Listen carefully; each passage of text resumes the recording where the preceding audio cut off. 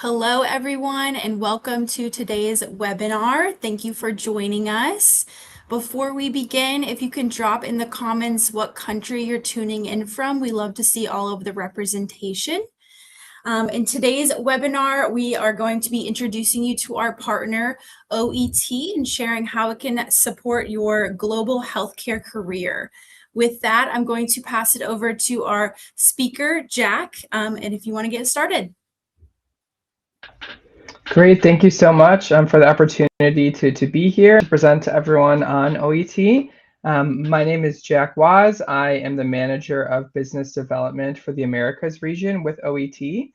So let's go ahead and get started with our content for today.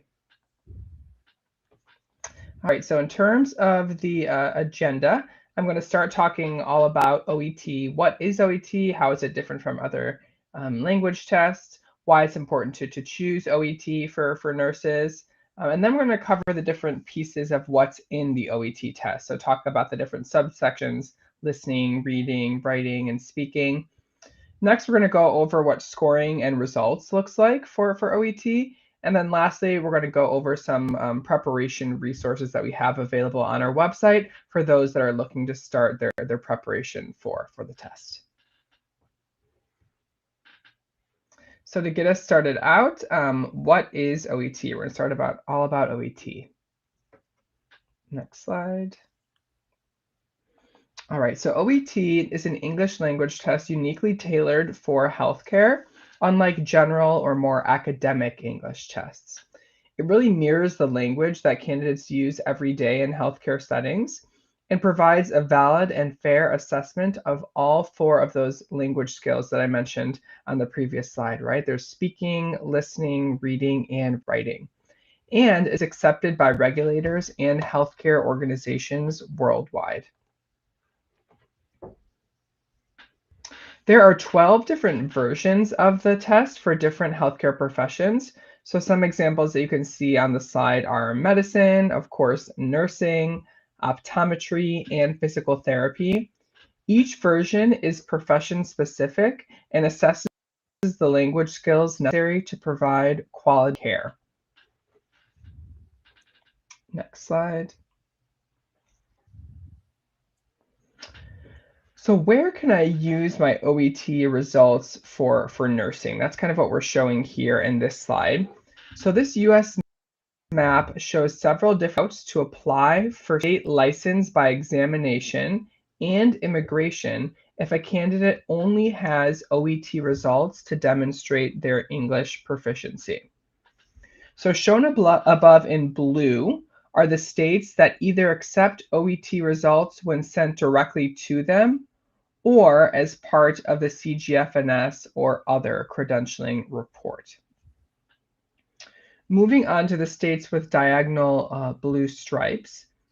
These are states where candidates are actually exempt from demonstrating English if they took their nursing education in English. However, they will still need to use OET results to make an application for the required healthcare worker certificate. In addition, there are some states and all of the US territories that do not require English proficiency for the license application, but candidates will still need their OET results to apply for the required healthcare worker certificate. Those states and territories are shown here in green. So you can see Montana, New York, and then on the bottom you can see the majority of the territories as well. And then, as you can see, OET results are widely accepted in more than 45 US states and territories, meaning that taking OET will allow you a variety of options when considering where in the US you want to work. Next slide, please. All right, so now we're going to cover why choose OET and kind of what makes it different from other English language tests on the market. OET is the only English language test designed specifically for healthcare professionals.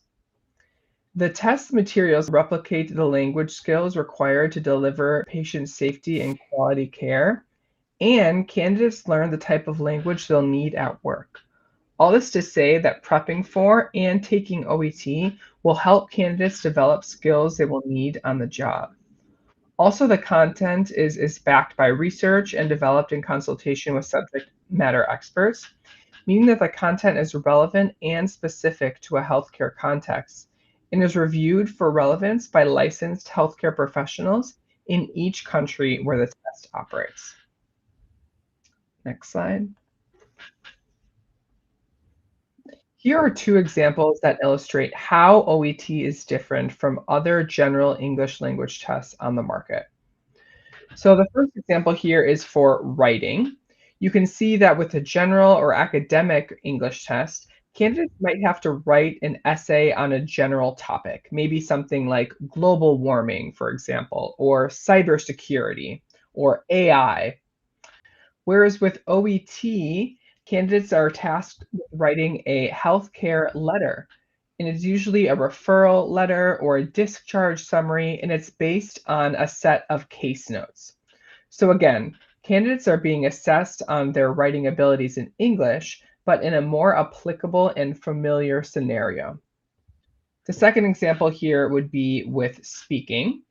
In a general or academic English test, candidates might participate in a structured interview on a general topic, whereas with OET, candidates are asked to take the role of a healthcare professional in a role play with a patient, where they'll be having the type of conversation they might have on a daily basis with patients. Next slide. Another reason many candidates choose OET over other English language tests is that preparing for and taking OET also helps nurses that are preparing for the NCLEX. While OET and the NCLEX are two very different tests, right? The NCLEX being the national life examination for nurses that test their clinical knowledge, and OET testing candidates' English language proficiency in a healthcare context. They both require knowledge of nursing specific vocabulary and an understanding of providing quality care.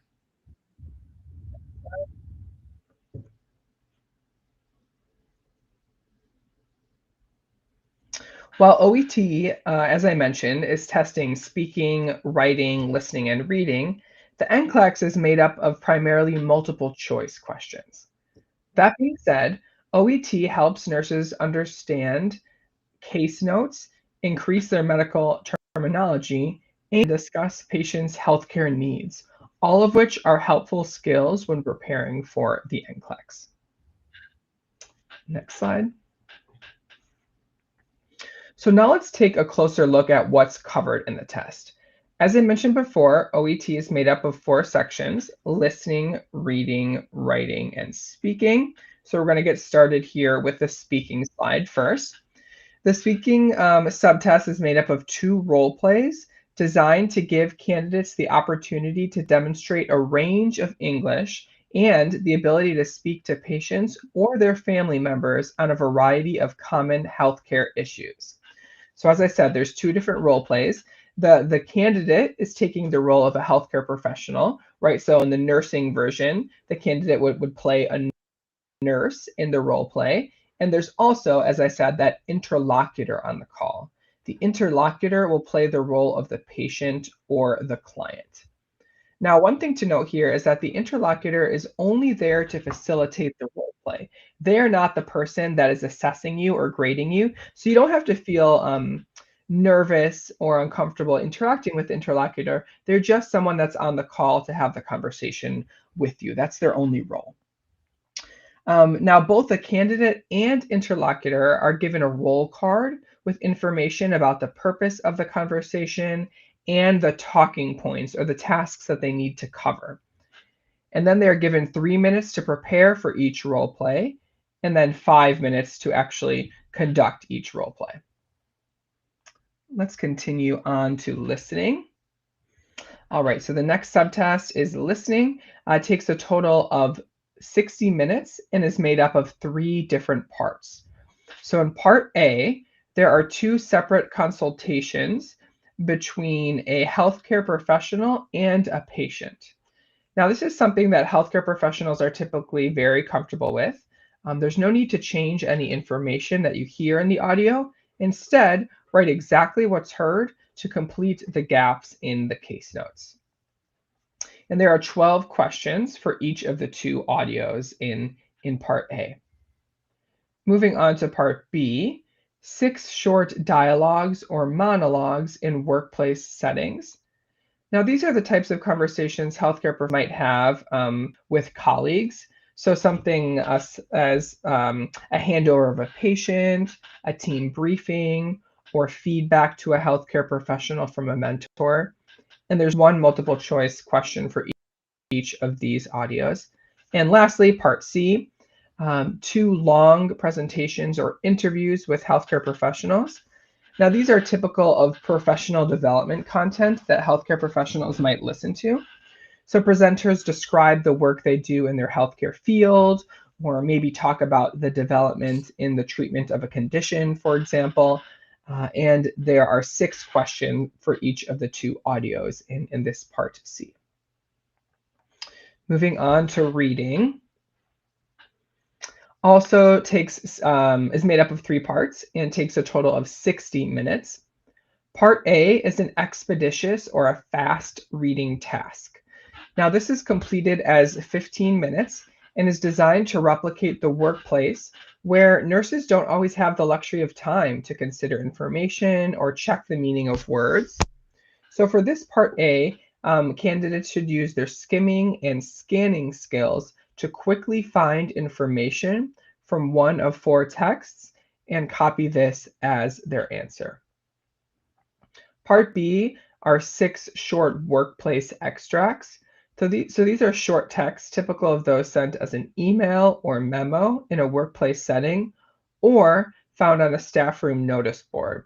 So something like policy updates, operating instructions, and there's one multiple choice question for each of the 6 texts. And lastly, Part C are 2 long passages. So similar to the listening subtest that we just covered, these are typical of professional development content of general interest to all healthcare professionals. We're going to continue now with the last subtest here, which is writing. So the writing, as I mentioned before, is a profession-specific task where they have to write a healthcare letter based on a set of clinical case notes. So candidates are given time to read a patient's case history, which is something that they're very familiar with, and they're given 5 minutes to do that. And then at the end of case notes is the writing task, containing the details of who they need to write the letter to and why. And they're given 40 minutes to actually write the letter itself. Now, everything that needs to be included in the letter can be found in the case notes. Candidates need to decide which information the reader needs to continue care and how to organize this to be as clear as possible for the reader. Next slide. All right, so now we're going to move on to talk about what the OET results look like and how scoring works for those different subtests. All right, so candidates actually receive separate grades for each test in the form of a letter grade and a numerical score. So 4 scores sent directly to CGFNS as part of the healthcare worker certificate, a grade of B or a minimum score of 350 is required for the speaking subtest, while a grade of C+ or a minimum score of 300 is required for the reading, listening, and writing subtest, right? So a score of B or 350 is required for speaking, and a score of C+ or 300 is required for reading, listening, and writing. However, as I mentioned on one of those previous slides, the required OET score can vary from one state to another. So please check out the State Nursing Board website of the state you are applying to for the most up-to-date information. Another thing to note here is that OET scoring is aligned to that of other English language tests, meaning that taking OET is no more difficult or easier than other English language tests on the market. They're all aligned to have the same level of difficulty. Next slide, please. So as I mentioned on the previous slide, the required English proficiency score might vary from one state to another. This is an example of the scores required for the Florida Board of Nursing. Florida, a score of 300 is required for all the core skills, listening, reading, writing, and speaking. So it's actually a little bit lower than the CGFNS requirement for the healthcare worker certificate. As you can see, the required OET scores are aligned to those of the other English language tests accepted in Florida. They're all requiring a score of B2. This shows that while OET is neither easier nor harder than the other available English tests on the market, it is the only English test that is healthcare specific and uses the type of language nurses are familiar with. Next slide, please. All right, so for our last section of the webinar, we are going to talk about how candidates typically get ready for OET, how they prepare for OET. Next slide, perfect. So the first thing I want to mention is that there are typically two parts of test preparation, right? So for candidates below a B2 level of English, right? B2 was the score that we needed for the CGFNS report for reading, writing, and speaking, for example. So that's kind of a high intermediate level. So for candidates below that B2 level, we typically recommend focusing more on general language proficiency, right? And at the general language proficiency level, you should be focusing on things such as grammar, vocabulary, pronunciation, fluency, accuracy. Once you are at that B2 level, once you are at that high intermediate level, then the focus should shift to test familiarity. And at this stage, you should be learning things such as the test format, the tasks that you need to cover in the different parts of OET, timing, skills, and strategies that you should use to kind of do well and maximize your test time, and also start to learn more about time management and criteria awareness. So these are the things that you should focus on once you have that required B2 level of English in order to start your test prep. Next slide. So the first stop for candidates looking for preparation resources is the Ready section of the OET website. So the link is actually here on the slide. It's oet.com/ready. On the Ready page, there's a wide range of materials across multiple study formats that cover the 4 sections of OET, as well as hours worth of free resources. Next slide. Some of the materials that can be found on the website are listed here. So for example, sample tests, a free intro to OET course, the OET study guide, writing and speaking guides, and there's actually a combination of free and paid resources that you can find on our website. Next slide. One of our most popular resources is the study guide. It's a free resource that can be downloaded or used online. It's interactive because it links you directly to our key resources, to extra skill building materials, to videos, and so on. Next slide. This is an example of what the first few pages of the study guide look like.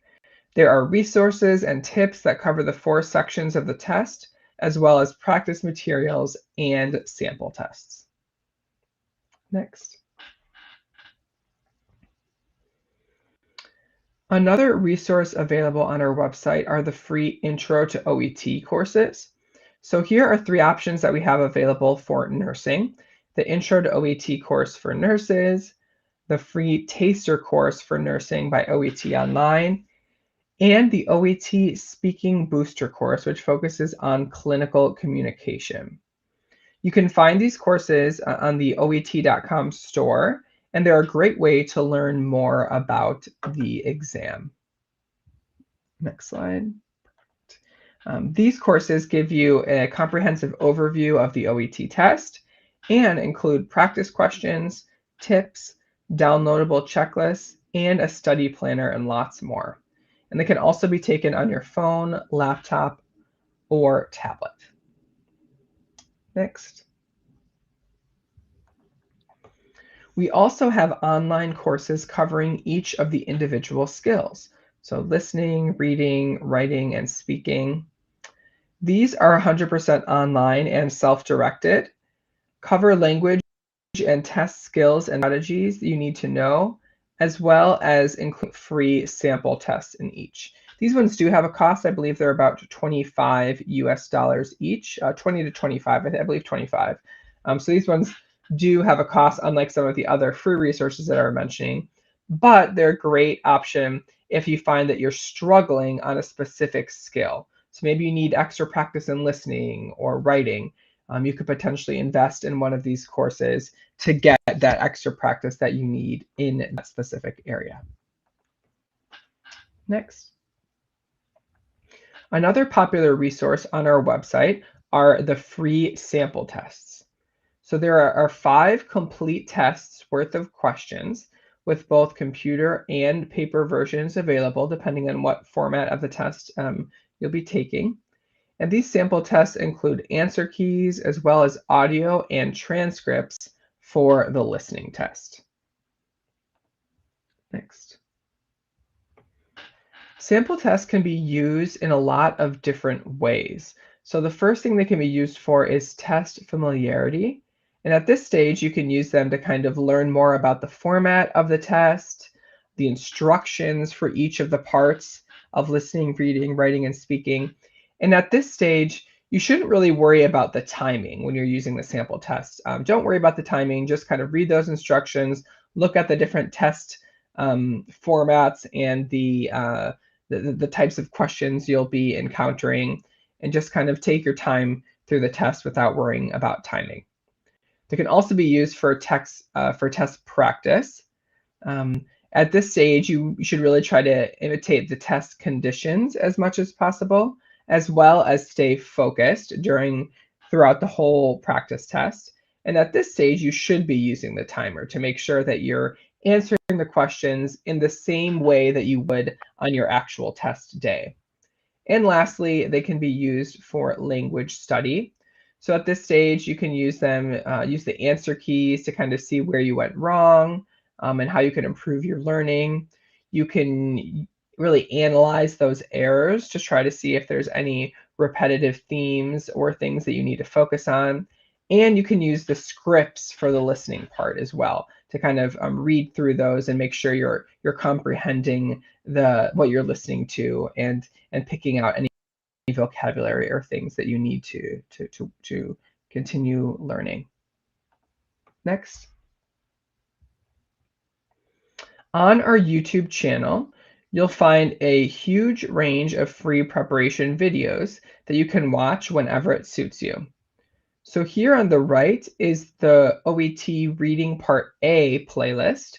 So you can really choose your own adventure when it comes to test prep using these YouTube videos.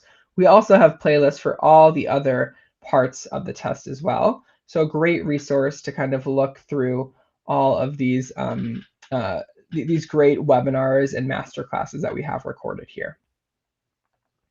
Next. Last thing I want to mention today is OET on social media. So the OET education team creates daily content for our OET social media channels, giving useful tips and advice to candidates preparing for OET. It's also a great place to get the latest news from OET. So feel free to scan that QR code, and that will bring you to a page where you can access some of our different social media channels. I would definitely recommend subscribing to the YouTube channel, which is the slide that I was just covering. that talks about that has all those great webinars and resources on there. You can also check out some of our other social media pages as well. And that actually brings me to the end of this part of the presentation. So I would like to thank everyone for participating in the webinar, and of course thank Worldwide Health Staff Solutions for the invitation to be here today. And now we're actually going to go to the question and answer part of the webinar. So I'd like to invite everyone participating to write any questions they might have about OET content of the presentation. Feel free to write that all in the chat box, and then we can kind of get started with that question and answer session. Thank you so much, Jack. That was all really helpful information. I do see our first question is OET accepted in all states of the USA? So I'm just going to go back to that map again, and if you want to kind of do a quick summary, let me find that again, of which states OET is accepted in. Yes, that's a great question. So basically, it's accepted in every state besides those in gray. So you can see, for example, California, Nevada, Oklahoma, Georgia. We're still working on getting acceptance in the last few of states. But other than that, it is accepted in different capacities.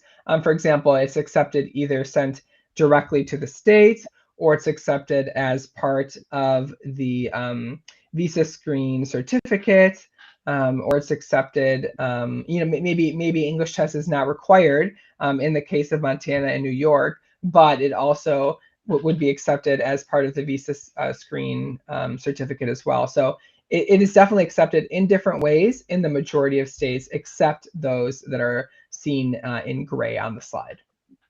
Perfect. Next question is this a new requirement, and is one expected to get the OET having completed IELTS for visa screen? That is a great question. So there are different English tests that candidates have the opportunity to take. So if they already have IELTS results that are high enough to be accepted by visa screen, they wouldn't need to take OET, right? It's either one or the other. You don't have to take both tests. So I think it's just a matter of looking at which tests are accepted in the state that you're hoping to work in, and then choose whichever test works for you. A lot of times we see, for example, that nurses might prefer OET because the content is so specific to their profession and it's using the type of skills and the type of language that they might use with patients. But obviously, candidates have the option to choose which English tests they would like to take, depending on what the requirement is in the state that they're looking to practice in. But no, it's not a new requirement. OET has been around for a while. We've slowly been growing our acceptance in different US states. Great. And then when can one start preparing for the English exam for the visa screen? That's a great question. So as I mentioned, for those that already have that intermediate level of English, that B2 level, they can definitely start their preparation at any point, right? I think it's definitely important to give yourself time to prepare, right? Maybe candidates might want to wait until the very end and kind of cram or rush their preparation. That's definitely not recommended. I would recommend that they should really kind of prepare throughout their whole process. And then, as I said, if they're below that B2 level, maybe they should focus on that general English first, and then move on to test prep once they have a little bit of a higher level. And how long is the validity of OET? Yeah, so the validity of OET, we do not set that as OET. Instead, the regulators that accept OET are the ones that determine the validity. So typically for a CGFNS, it is a 2-year validity. And then for the different state nursing boards, it's typically as well around 2 years. That being said, as we know, each of the states has their own requirements and regulations. So definitely check out the individual state where you're looking to apply. But typically it's around a 2-year validity. Okay. And do you have any physical OET centers? We do. So one thing I didn't mention is that there are 3 different versions of OET. So the first one is OET on paper, and OET on computer, right? So both of those are taken at test venues. The first one being done all on paper, and the second one being done on a computer. That being said, the majority of the venues are now computer-based venues. There's not a lot of paper-based venues still around, so the majority of those would be on the computer. And there's also an OET at home version, which is done completely remote from candidates' homes. That being said, CGFNS typically does not accept those at-home versions. It must be done at a test venue. So typically that would be done on the computer. And you can find on our website the locations of the different test venues. So if you go to oet.com, in the middle of the page, there's a section that says Find a Test Near You. And you can actually type in your location or your country or city, and it will give you a list of the test venues that are near your location.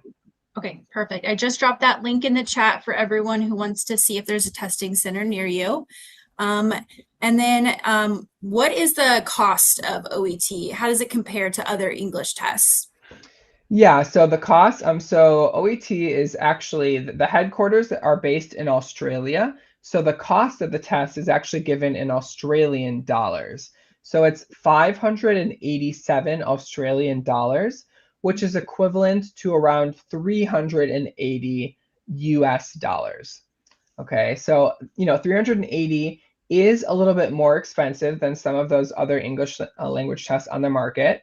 That being said, it, of course, is the only one that's healthcare specific and is really testing those skills and the type of language that nurses use every day on the job.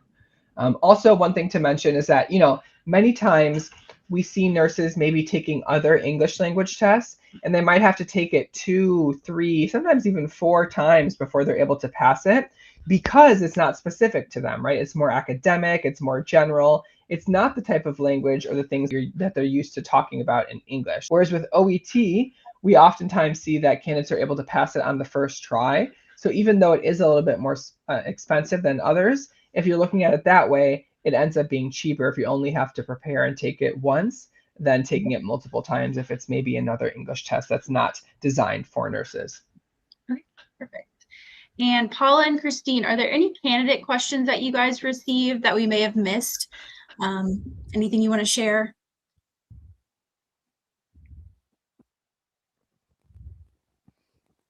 All right, let me start first. I'm going to echo one of my candidates' questions. Is a one skill retake allowed in OET?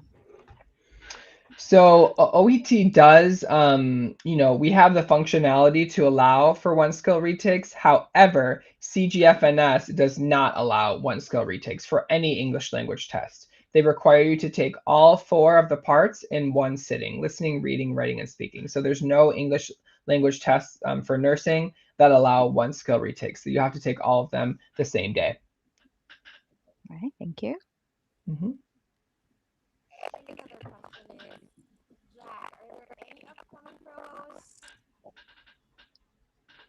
That's a great question. Sorry, maybe it was just mine. I couldn't hear it very well, but I think the question was, are there any upcoming promos? Is that correct?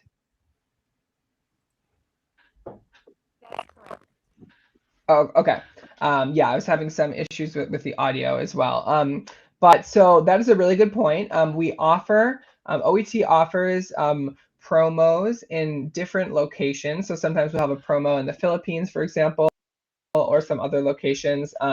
I am not aware of the schedule of upcoming promos, so I would definitely just keep checking the OET website, keep working with the team that you're working with to kind of go through this whole process, and I'm sure they'll let you know of any upcoming promos. I'm not aware of any coming up in the future, but that doesn't mean there aren't any. It's just I'm not privy to the schedule of promos. So definitely keep an eye out because we do have those typically at certain points throughout the year.